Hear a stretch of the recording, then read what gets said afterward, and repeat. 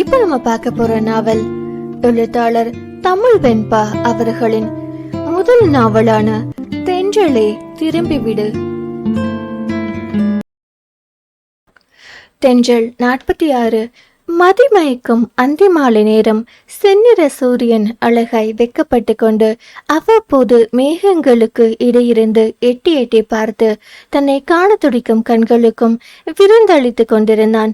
அந்த காட்சியை காணும் போது எழில்மிகு ஓவிய பாவை ஒருத்தி முகத்தில் நாணம் பூசி திரைசீலைகளுக்கு இடையே நின்று எட்டி பார்ப்பது போல் தோன்றியது யாழுக்கு. அதுவரை வீட்டில் இருந்தவர்களின் மேல் கோபம் கொண்டிருந்தவளின் மனம் அதை ஒதுக்கி இந்த காட்சியில் மதிமயங்கி நின்றது.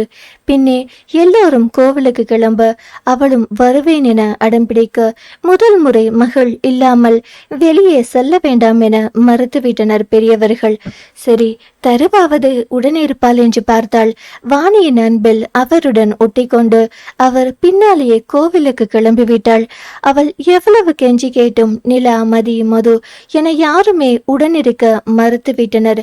அவர்கள் யாழுக்கும் மகளுக்கும் தனிமை கொடுக்கவென அவளை தனித்துவிட்டு செல்ல நினைக்க அது அவளுக்கு புரியாமல் இல்லை, புரிந்ததுதான் கோபத்திற்கு தூபம் போட்டது. அங்கே காரில் வீட்டுக்கு திரும்பி கொண்டிருந்த மகளின் நினைவுகளை முழுவதும் ஆக்கிரமித்திருந்தவள் அவள்தான். இன்னும் கொஞ்சம் வேலைகள் கிடப்பில் இருக்க அவனால் அவன் கண்ணம்மாவை அதற்கு மேல் பார்க்காமல் இருக்க முடியவில்லை. இருந்த வேலைகள் மொத்தத்தையும் கவியிடம் ஒப்படைத்துவிட்டு தன்னவளை தேடி வந்து கொண்டிருந்தான் அவன்.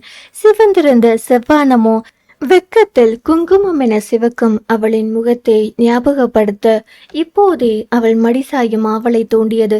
சரி என்று காரில் பாடலை ஒலிக்கிவிட, மாலை மங்கும் நேரம் ஒரு மோகம் கண்ணெல்லோரம் உன்னை பார்த்து கொண்டே நின்றாலும் போதும் என்று தோன்றும் என்ற பாடலோ மேலும் அவன் தாபத்தையும் தவிப்பையும் தூண்டுவதாய் எப்போதடா அவளை பார்ப்போம் என்றிருந்தது அவனுக்கு. எங்கிருந்தோ திடீரென கருமேகங்கள் திரண்டு மழையை சாரலாய் தூவியது. கோவையின் தனி சிறப்புகளில் அதுவும் ஒன்று. எப்போது மழை பொழியும் என உறுதியாய் யாராலும் கணித்து கூற முடியாது. எப்போது வேண்டுமானாலும் பொழிந்து மண்ணையும் மனதையும் குளிர்வித்து செல்லும். அதுவரை அறையின் பால்கனியில் நின்று வேடிக்கை பார்த்து கொண்டிருந்தவள் வேகமாய் தடதடவென்று மாடிக்கோடினாள். மழையில் மயில் தான் தோகை விரித்தாடுமாம். ஆனால் இங்கோ பின்னொருத்தி கவலைகளை மறந்து மயிலென கரங்களை விரித்து ஆடிக்கொண்டிருந்தாள். மழை நீரில் விளையாடுகையில் குழந்தையின் குதூகலம் அவளிடம். அந்த மழை மொத்தமே 20 நிமிடங்களுக்கு குறைவாகத்தான் பொழிந்திருக்கும். அதற்குள் மொத்தமாக நினைந்து போயிருந்தாள் அவள். எப்போதும் லட்சுமி மழையில் நினைந்தவுடன் தலை குளிக்க வேண்டும் என சொல்வது நினைவு வர குளிப்பதற்காக சென்றாள். அந்த நேரம்தான் மகளும் வீட்டிற்கு வந்திருந்தான். வேலைக்காரர்கள் வந்து கதவை திறந்துவிட மற்றவர்கள் எங்கே என அவர்களிடம் கேட்டு தெரிந்து கொண்டான். தோட்ட வேலைக்கும் வீட்டு வேலைக்கும் அவர்கள் வீட்டில் ஆட்கள் உண்டு. ஆனால் சமையல் அறையின் முழு கட்டுப்பாடும் வாணியுடையதுதான். சமையலில் அன்பையும் சேர்த்து பரிமாற ஒரு தாயால் மட்டுமே முடியும் என்பது அவர் கருத்து. சந்தோஷமாக 2 படிகளாக தாவி தனது அறைக்கு சென்றான் அவன். அங்கே அவளோ, எங்கே என் பொன்னகை எவர் கொண்டு போனது, தீப்பட்ட மேகமாய் என் நெஞ்சில் ஆனது, மேகத்தை அணைக்க பா பா பா தாளத்தில் நீ சேரவா, ஓ தாளிசை நான் பாடவா. யாரும் இல்லை என்ற தைரியத்தில் சத்தமாக பாடியபடியே குளித்து கொண்டிருந்தாள் யாழ். குளியலறை கதவை தாளிட்டவள் அறையின் கதவை தாளிட மறந்திருந்தாள். உள்ளே வந்து குளியலறை கதவின் மீது சாய்ந்து நின்றவன் கை கட்டி கண்மூடி அவளின் பாடலை ரசிக்க தொடங்கினான். உணர்ந்து அனுபவித்து பாடியதாலோ இல்லை மனதின் இருந்த மகிழ்ச்சியின் வெளிப்பாடோ அந்த பாடலின் இனிமையை இன்னும் வரிக்கு வரி கூட்டிக் கொண்டிருந்தது. கண்ணம்மா, அவன் குரலில் இருந்த கிறக்கமே சொல்லிட்டு அவன் மனநிலைமையை, ஐயோ இவன் வந்துட்டான் போல, எதுக்கு இப்போ நம்மளை கூப்பிடுறான் கடங்காரா என நினைத்தவள், என்ன என்றால் சத்தமாக. என்ன கண்ணம்மா பண்ற? மீண்டும் குரலில் அதே கிறக்கம். பாத்ரூம்ல உட்காந்து கணக்கு பாடம் படிச்சா மண்டையில ஏறும்னு சொன்னாங்க, அதான் படிக்கிறேன் என்றாள் சிடுசிடுவென அவள். ஆகா, காமெடியா, சிரிச்சிட்டேன் கண்ணம்மா என்றான் நல்ல பிள்ளையாய் அவன். யப்பா, என்ன தாண்டா வேணும் இப்போ உனக்கு? சலிப்பாய் வந்தது அவளின் வார்த்தைகள். என்ன வேணும்னு கேட்டா கொடுக்கவா போற? ஏக்கமாய் ஒலித்தது அவன் குரல். என்ன என்றாள் அதட்டலாய் அவள். ஒண்ணுமில்ல, வெளியில போயிட்டு வந்தது கசகசன்னு இருக்கு, குளிக்கணும். அதுக்குன்னா வெளியில வாடி, நான் குளிக்கணும். நான் குளிக்கிறேன்ல, வெயிட் பண்ணு. இது ஏன் ரூம், நான் தான் ஃபர்ஸ்ட் குளிப்பேன். இதுதான் எனக்கும் ரூம், நானும் குளிச்சுட்டு தான் வருவேன். வேணா இப்படி பண்ணுவோமா என்றவன் குரல் குலைந்து ஒலித்தது. எப்படி என்றால் புருவங்களிடுங்க சந்தேகமாயவள். பாத்ரூம் தான் பெருசா இருக்கே, நீ ஒரு பக்கம் குளி, நான் ஒரு ஓரமா ஏதோ ஒரு மூலையில குளிச்சுக்கிறேன் என்றான் அவன். ஐ, சூப்பர் ஐடியா. இவ என்ன இப்படி சொல்றா, சரியில்லையே என நினைத்தவன். அப்ப கதவு திறக்கலாமே என்றான் யோசனையோட. அவள் வேகமாய் கதவை திறக்க, நிச்சயமாய் திறக்க மாட்டாள் என அலட்சியமாய் கதவில் சாய்ந்திருந்தவனோ தடுமாறி கீழே விழ கையில் இருந்த பக்கெட் தண்ணீர் முழுவதும் அவன் மீது கொட்டி வெளியே பிடித்து தள்ளினாள் அவள். தடுமாறி விழுந்தவனோ சிலை என மாறி போனான். அவள் இருந்த நிலை அப்படி. குளிக்கிறேன் என மார்புக்கு குறுக்காக வெறும் பாவாடையை மட்டும் தான் கட்டியிருந்தாள். அதுவும் நீரில் நனைந்து அவள் உடலோடு ஒட்டி இருந்தது. இவன் மேல் தண்ணீர் ஊற்றும் ஆர்வத்தில் அவள் அப்படியே வெளியே வர சில நொடிகள் கிடைத்த தரிசனத்தில் வாயடைத்து போயிருந்தான் அவன். கீழே விழுந்தவனுக்கோ சுயநினைவுக்கு வருவதற்கே சில நிமிடங்கள் இல்லை, கொஞ்சம் அதிகமாகவே நேரம் தேவைப்பட்டது. சுயநினைவிற்கு வந்தவன், சரியான ராட்சசி, என்னை வதைக்கனே வந்து பிறந்திருக்கா. அப்பா, முடியலடி என்னால. எப்ப கண்ணமா இந்த மாமாவோட ஃபீலிங்ஸை நீ புரிஞ்சுப்ப என முணுமுணுத்தபடியே நீண்ட பெருமூச்சுகளை வெளியிட்டு துண்டு மற்றும் உடையும் எடுத்துக்கொண்டு வேறு அறைக்கு குளிக்க சென்றான். குளித்துவிட்டு தலை துவட்டியபடியே மீண்டும் தனது அறைக்கு வந்தவனுக்கு தனது அறைக்கு தான் வந்திருக்கிறோமா என்ற சந்தேகமே வந்துவிட்டது. குளித்துவிட்டு வந்த யாழோ வாணியின் வற்புறுத்தலால் மீண்டும் புடவையை கட்டியிருந்தாள். மதுவின் திருமணம் வரை வீட்டுக்கு அடிக்கடி உறவினர்கள் வருவார்கள் என்பதால் அதுவரை யாழை புடவை கட்ட சொல்லியிருந்தார் வாணி. தலை குளித்துவிட்டு வந்தவளின் ஈர கூந்தல் காற்றில் அசைய இடைவரை அசைந்தாடும் ஈர கூந்தலால் புடவை மறைக்காத இடையில் நீர்த்துளிகள் முத்து முத்தாய் மின்னிக் கொண்டிருந்தது. முந்தானையை இழுத்து இடுப்பில் சொருகியிருந்ததால் எவ்வித தடையுமின்றி அந்த இடையை அவனால் காண முடிந்தது.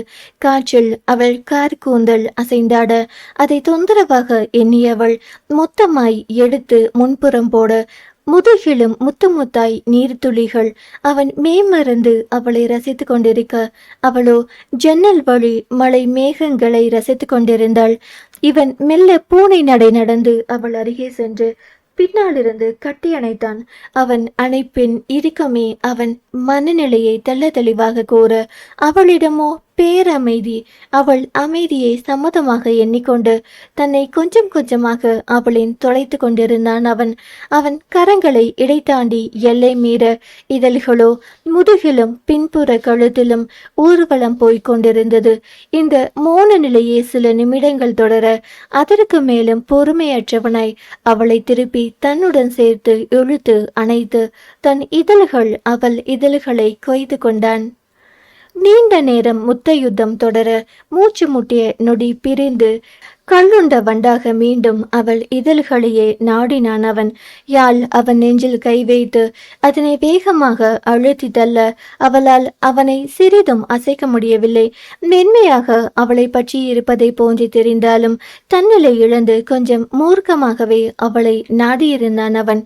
அவன் கைகள் அவள் உடலில் எங்கெங்கோ அலைப்பாய இதழ் முத்தத்தில் முரட்டுத்தனம் நொடிக்கு நொடி கூடிக்கொண்டே போனது. இந்த முறை தன் பலம் மொத்தத்தையும் திரட்டி அவள் அவனை தள்ள தடுமாறி விலகியவனோ ஒற்றை புருவம் உயர்த்தி என்ன என்ற கேள்வியை பார்வையில் தேக்கியபடி மீண்டும் அவளையே நாடினான். நான் உங்ககிட்ட ஒரு விஷயம் கேட்கணும் என்றவள் குரலில் உணர்வுகள் துடைத்த பாவனை. என்ன கண்ணம்மா? அவன் குரலில் ஏனோ அத்தனை மென்மை, அத்தனை கிறுக்கம். அவனுக்கே இது அவன் குரல்தானா என்ற சந்தேகம் வந்திருக்கும். எனக்கு எவ்வளவு தருவ என்றால் அதை உணர்வு துடைத்த குரலில் ஒரு நொடி அவன் இருந்த கிறக்க நிலையில் அவள் சொல்வதே அவனுக்கு புரியவில்லை. என்ன சொல்ற? எனக்கு புரியல என்றான் இன்னுமே புரியாத பாவனையில். எனக்கு பணம் தான் முக்கியம். அதுக்காக யார் கூட வேணாலும் படுப்பேன்னு சொன்னியே. இப்ப உன் கூட படுக்க எவ்வளவு தருவன்னு கேட்கிறேன் என்றாள் அழுத்தமாய். அவள் பேசிய வார்த்தைகளின் அர்த்தம் புரிந்த நொடி யாரோ உயிரை உடலை விட்டு துடிக்க துடிக்க பீத்து எறிவதை போன்ற வழி. அவன் சொல்லிய அதே வார்த்தைகளை அவள் வாயால் மீண்டும் இன்று கேட்கும் போதே இதயத்தில் அமிலத்தை ஊற்றியது போல் வெந்து போனது. எதற்காக இந்த வார்த்தைகளை கேட்டும் இன்னும் உயிரோடு இருக்கிறோம் என்ற எண்ணம் இப்படிதான் அவளுக்கும் வலித்திருக்குமோ? இல்லை, சர்வ நிச்சயமாய் இதைவிட அதிகமாகவே அவளுக்கு வலித்திருக்கும்.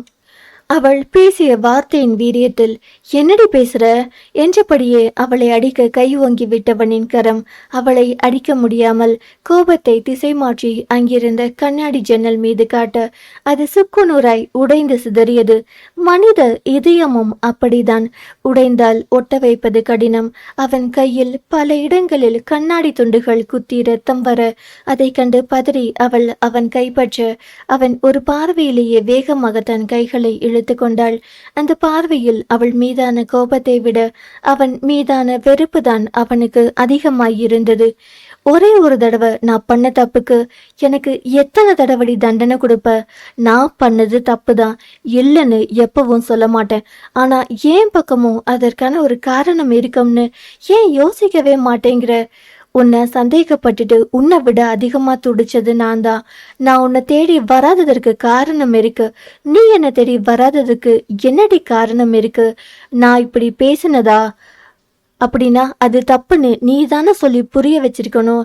அதை விட்டுட்டு ஓடி ஒளிஞ்சுக்கிட்டா ஆச்சா? நான் சொன்னதுதான் சரிங்கிற நினப்பு தானடி எனக்கு வரும். உன்னை நான் உயிரா நினைக்கிறேன். அது உனக்கு புரியலையா? புரிஞ்சும் ஏண்டி திரும்ப திரும்ப என்னை காயப்படுத்துற? உன்னை விட்டு நான் விலைக்கு போறதுதான் உன் விருப்பம்னா இனிமே எப்பவும் நான் உன்கிட்ட வரமாட்டேன். நீயாவது நிம்மதியா இரு என்றவன் நீண்ட பெருமூச்சு ஒன்றை வெளியிட்டு அவள் கண்களை ஆழமாய் பார்த்தபடி ஒரே வார்த்தையில உன்னால எப்படிடி என்னை உயிரோடு கொல்ல முடிஞ்சது? இதுக்கு நீ செத்து போடான்னு சொல்லியிருந்தா கூட சந்தோஷமா செத்து போயிருப்பேன் என்றவன் வேகமாய் அங்கிருந்து வெளியேறிவிட்டான். அவன் கண்களில் தெரிந்த வலி யாழை சில என ஸ்தம்பித்து போக செய்திருந்தது. உன்னையே உயிரா நினைக்கிற என்னை பார்த்து உன்னால எப்படி இப்படி ஒரு கேள்வி கேட்க முடிஞ்சது என அவன் சொல்லும்போது அவன் உயிரை விழிகளில் தேக்கி அவளை பார்த்த உயிரற்ற பார்வையில் தொக்கி நின்ற கேள்வி தேவையில்லாம வார்த்தையை விட்டுட்டோமோ என காலம் கடந்து அவளை யோசிக்க வைத்தது. தொடரும். அடுத்த அத்தியாயம் நாளை கேட்கலாம். கதையை தொடர்ந்து கேட்கணும்னா சேனலை சப்ஸ்கிரைப் பண்ணுங்க. நன்றி. பேசும் கதைகளின் குரலாய் நான் மனோசங்கரி.